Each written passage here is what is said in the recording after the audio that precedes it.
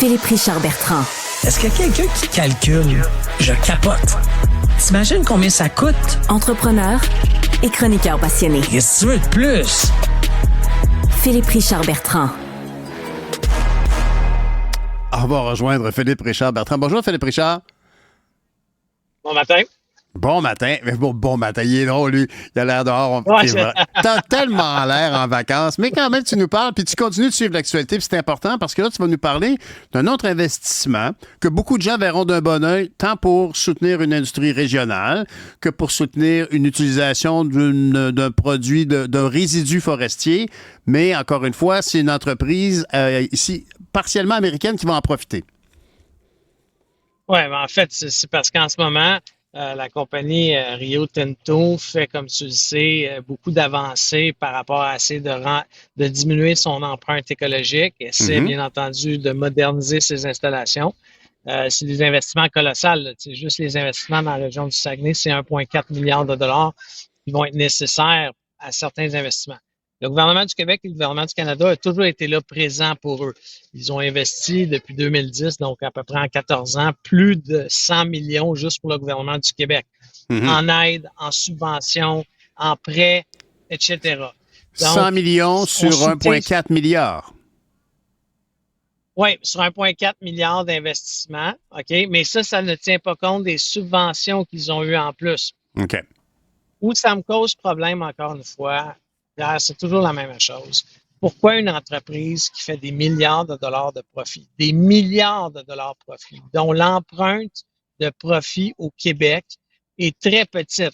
C'est encore une fois, c'est une entreprise qui utilise tout ce qui est disposé dans son arsenal fiscal pour essayer de payer le moins d'impôts au Québec possible. Alors, pourquoi que des entreprises comme ça ont un accès direct au ministre Fitzgibbon et aux autres ministres de l'économie qu'il y a eu dans le passé? C'est des entreprises qui appellent le premier ministre en lien direct. Là. Eux, ils font pas une petite demande comme toi et moi. Et ça vient tannant, encore une fois, parce que j'ai regardé tous les annonces du gouvernement, là, du moins ceux qui sont par communiqué de presse du MEI, et on ne soutient pas la PME. Ou as-tu vu, toi, des annonces dernièrement pour soutenir la PME du Québec?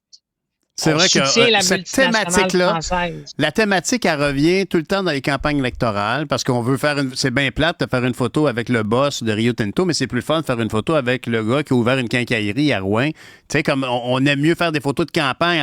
Ça sort toujours dans les campagnes, mais après ça, c'est vrai qu'on en entend moins parler.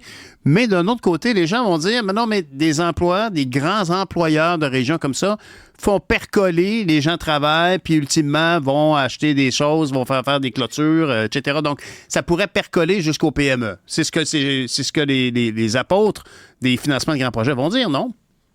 Oui, je suis d'accord avec toi. Mais si on regarde, OK, certains pays, OK, je vais donner un exemple, un pays comme l'Inde. L'Inde a vraiment été en micro-capital, qu'on appelle, ils sont allés infuser de l'argent dans les PME. C'est devenu un pays qui rivalise aujourd'hui avec la Chine. T'as raison, bon, là, tu vas me dire, Philippe, c'est du cheap labor, donc c'est des gens qu'on paie moins cher, mais c'est ce qu'il y a disponible dans ce pays-là. Mais imagine qu'on aurait pris le 7 milliards de dollars de Nordvolt, OK, qui est qui est un placement risqué, là. Là, ils nous l'ont dit finalement. Ça a pris 1 an, mais c'est un placement très risqué et qu'on aurait donné 50 000 par PME au Québec. C'est 50 000 pour une PME, là, c'est une nouvelle machine. C'est un nouveau robot. C'est un gain en productivité. Il faut travailler sur notre PIB au Québec, notre produit intérieur brut. Et ça, c'est pas en aidant des multinationales, malheureusement. Pourquoi? Mais parce qu'au-dessus de 87 de l'économie canadienne, ce sont des PME. En ce moment, tout ce qu'on a vu comme annonce, on aide le 13 Mais je suis content que tu me parles que ce sont des salaires bien payés, tu sais, des gros salaires.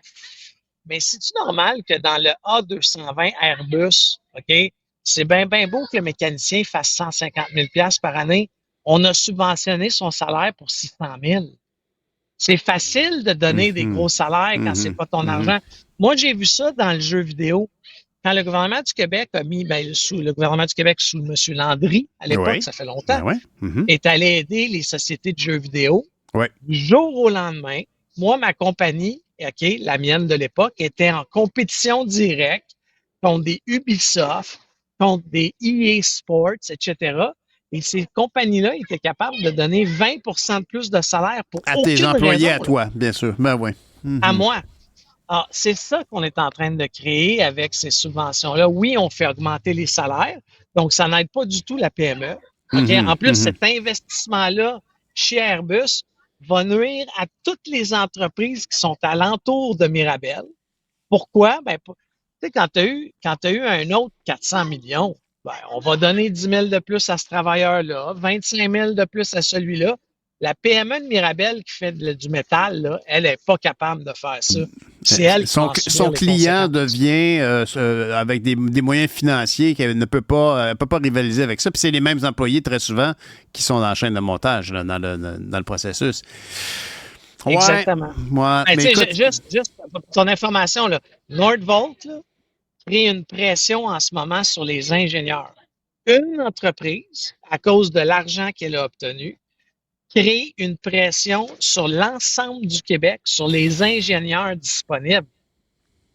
imagine. C'est pas normal, là. C'est Ouais. pas normal. Mais c'est comme un mauvais calcul. C'est comme si, on se disait qu'il y avait une pénurie de main-d'œuvre. Donc, avait-on besoin de créer des grands employés, des grands créateurs d'emplois, des grandes entreprises comme ça? Avait-on besoin de faire ça? Là, aujourd'hui, c'est dur à suivre, honnêtement, pour le commun des mortels.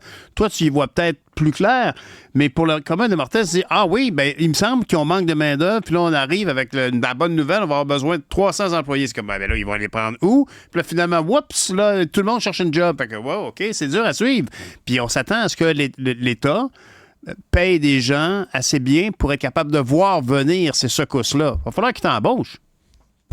Non, mais en fait, tu sais, by the way, à Ottawa, là, il y a ce qu'on appelle le directeur du budget, OK? Ce qui n'existe pas à Québec. Au Québec. OK? Le directeur du budget, lui, il regarde l'ensemble des dépenses du gouvernement, puis il dit, oh, à telle place, on avait dit 100 millions, on est rendu à 105, telle place. Mais ça n'existe pas au gouvernement du Québec. Alors, quand tu calcules toutes les annonces qui ont été faites, OK, demandez-vous pas pourquoi on a perdu 7 milliards. Tu sais, on donne de l'argent. Je sais pas, moi, je sens qu'on est comme en période préélectorale en ce moment, OK, Ah ben de oui. la part du gouvernement Legault, parce qu'on donne de l'argent, là. C'est comme le bar est ouvert. On est open bar. Ben, je l'ai évoqué souvent. Moi, je trouve ça très inquiétant de voir que mon gouvernement, là, on l'entend, moi, tu sais, c'est l'été, là, tu sais, c'est quand même, c'est plus tranquille. Mais au printemps, on voyait bien que c'est un gouvernement qui est en panique, qui voyait sa situation dans les sondages descendre, puis c'est tout le monde cherche une bouée de sauvetage pour accrocher le gouvernement, puis ralentir la chute. Mais c'est parce que c'est pas un parti. C'est le gouvernement. C'est notre argent à nous. C'est nos projets de société. C'est nous. C'est nos problèmes qu'il n'y ait pas de soins actuellement dans Côte-Nord parce qu'on se dit qu'il faudrait peut-être qu'on arrête les agences de placement. Ben oui, mais tout ça, il faut prendre des décisions éclairées, pas de façon partisane, de façon gouvernementale. Avant de se laisser, Philippe Richard, je vais te demander, tu voulais me parler aussi de l'OMC, l'Organisation mondiale du commerce. Puis il y a beaucoup de réunions à l'étranger. J'ai vu que le G20 se réunissait aussi, puis il parlait de hausser les impôts sur les plus riches. À l'OMC, on veut favoriser le commerce électronique. Est-ce bien nécessaire? Non, mais c'est ça, en fait. Tu sais, des fois, il y a des initiatives. Là. Moi, je suis tombé en bas de honnêtement, l'OMC a fait une grande rencontre avec plusieurs pays pour essayer de mettre un cadre au commerce électronique. On veut une diminution des tarifs. On veut diminuer les tarifs douaniers partout dans le monde. Pourquoi? On veut digitaliser l'économie pour forcer certains pays à avoir des méthodes plus, je vais dire, digitales pour faire des transactions. Ah ouais. Tout ça, ça a des bonnes... Sauf qu'on est en train de dire, on veut favoriser les États-Unis pour qu'Amazon puisse s'implanter plus rapidement partout. Écoute, c'est ça, là. C'est vrai, c'est tellement problématique. Ben oui, mais on dirait que, moi, je peux dire que la prochaine fois qu'on se parle, il faut qu'on en discute, c'est les traités de libre-échange. Moi, j'ai vu les textes du traité de l'organisation, comment ça s'appelle, le partenariat transpacifique. Puis, j'ai été surpris de voir des paragraphes directement identiques au traité de libre-échange avec l'Union européenne, par exemple. Donc, il y a des cabinets d'avocats, de gens d'affaires qui rédigent ça de façon systématique. Il y a vraiment des gens qui ont pour objectif de faciliter le commerce à l'international. Puis, en soi, c'est une bonne chose. Sauf que quand tu passes ta vie à éviter des camions d'Amazon dans les rues de Montréal, tu te dis, coudonc, Y a-tu quelqu'un d'autre qui livre quelque chose? Y a-tu juste Amazon qui vend des grille-pains puis des gougounes? Ben, il n'y a pas rien que ça. Pierre, je suis capable d'avoir une bébelle achetée en Chine en 3 jours à Montréal, mais je suis pas capable d'acheter une bière de la Colombie-Britannique sans me faire taper ses doigts. Oui, commerce interprovincial. Ça n'a aucun sens, des fois, ces décisions-là. Tu peux pas.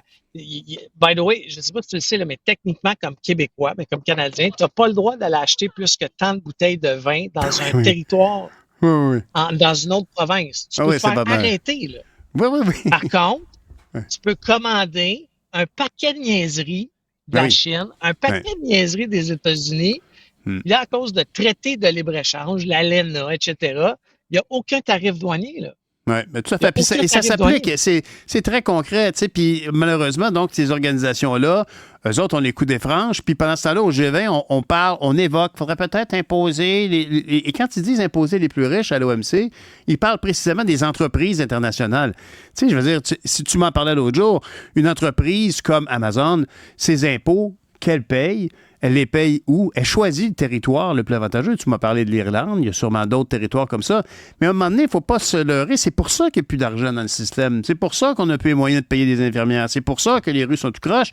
C'est pour ça qu'on a des gens dans la rue qui souffrent. Puis des gens qui ne sont pas capables de payer leur maison parce que c'est la seule manière d'avoir un peu d'argent, c'est de faire un placement immobilier, mais c'est plus accessible à personne. Fait qu'il va falloir des grandes réflexions sur comment on veut vivre ensemble. C'est ça, mais c'est pas d'essayer de battre Amazon, parce que, encore une fois, Amazon, c'est une multinationale qui a fait de grandes choses. Je suis pas toujours d'accord avec ce qu'elle fait. Par contre, c'est pas pour rien que ça marche. Ils ont inventé un bon concept. Oui, mais il faut qu'il soit imposé, bien sûr. Exactement, mais il faut revoir la fiscalité internationale. Si tu as un paquet qui était livré à Montréal, peu importe qu'on ait utilisé le camion d'Amazon ou un sous-traitant d'Amazon, le revenu généré par ce paquet-là et l'item qu'il y a dans le paquet devrait être payé au Canada. Oui, parce que là, actuellement, ça s'envole. Ça s'envole. C'est comme si tu prends l'argent, tu as acheté quelque chose à 50 bien, ce 50 $-là, tu le prends, puis au lieu de le donner au commerçant local qui, lui, va payer le livreur, l'emballeur, son employé, etc., tu prends le 50 $, tu l'envoies dans un autre pays. C'est tout. Exactement. Il y a une fraction du 50 $ dans ton exemple qui reste au Canada, mais elle est minime. Pourquoi? Mais parce que justement, ils utilisent des superfuges fiscaux qui permettent de dire non, il a été envoyé de l'Irlande, le paquet. Non, il n'a pas été envoyé de l'Irlande. C'est votre stratégie fiscale qui fait en sorte que. Mais tout ça, ça va être à réfléchir parce que, encore une fois, au même titre, je vais te donner un exemple. Moi, je travaille depuis une semaine de la Californie. J'ai fait mes rencontres d'ici. Je travaille dans un environnement un peu plus agréable. Mais, c'est à se demander, cette semaine, pourquoi je paye mon impôt au Québec?